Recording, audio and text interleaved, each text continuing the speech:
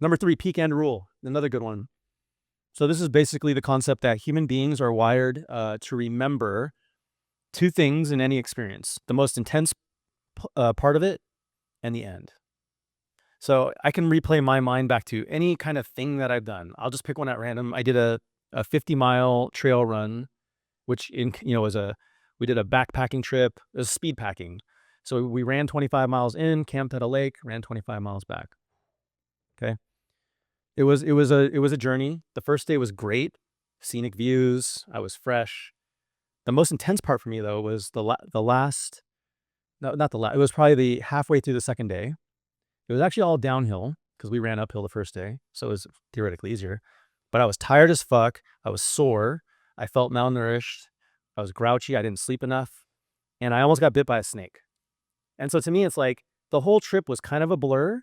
But me being super bitchy and almost getting bit by a snake because like I come around a corner and there was like a rattler around the corner. Oh God. Yeah, like was the most intense moment of that trip, even though most of it was amazing. So, You know, so it's the most intense point, either good or bad. or good or bad. Okay. Yeah, it could be the most intense good too. So you can replay this. Just think of an event you've done, and it's like, what do you remember? Yep. Yep. And the last part's the end. Like I fucking remember that last mile. Like Mhm. as tired as I was, I didn't mind running and going to the cooler that we had a bunch of beers in and having a beer. Like I remember that crystal clear. Yeah.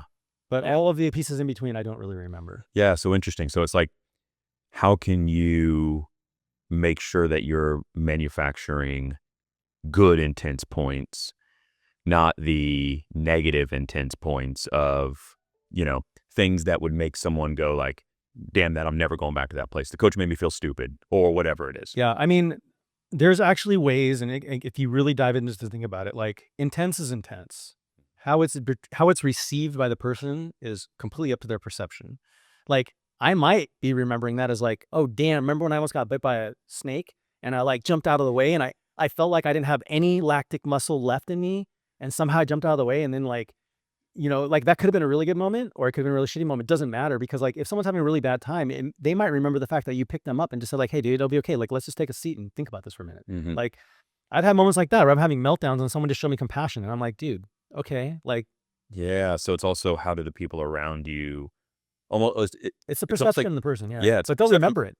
They'll remember it. Mm. Right. That's the key. And so like they could be having the worst day of their life at the most intense part of that worst day of their life. And if you just came up and just gave them a hug or something, it's like they're gonna remember the hug. Mm-hmm.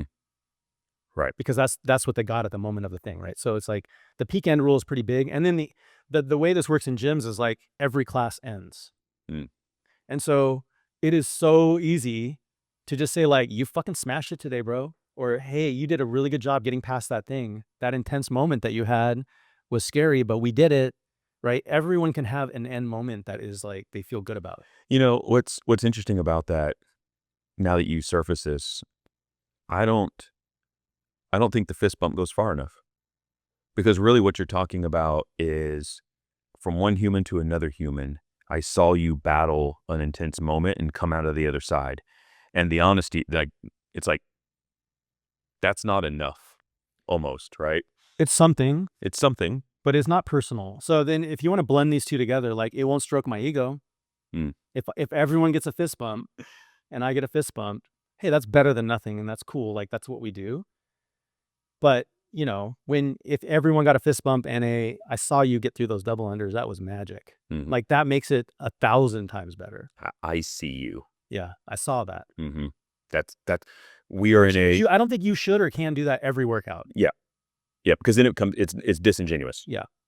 But, if you give it to someone once a month or twice a month, that's pretty meaningful to people. Especially. Oh, and real quick. And one thing you'll do is if you start doing this to people, you'll train people to do it to each other. Mm.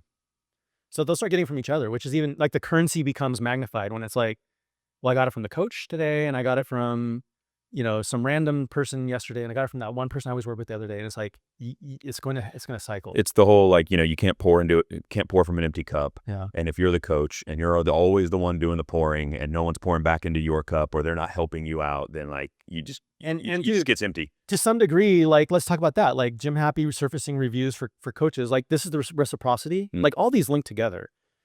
How many times has like a review come through to one of the coaches at KSAC and you watch them go like, "Fuck, man, that's awesome." You know what I mean? Like, they need it back too. Yep. Yeah. It Yep. strokes their ego, it fills their cup, it gives them their own moment, right? So, Oh, that's key. yeah. That's key.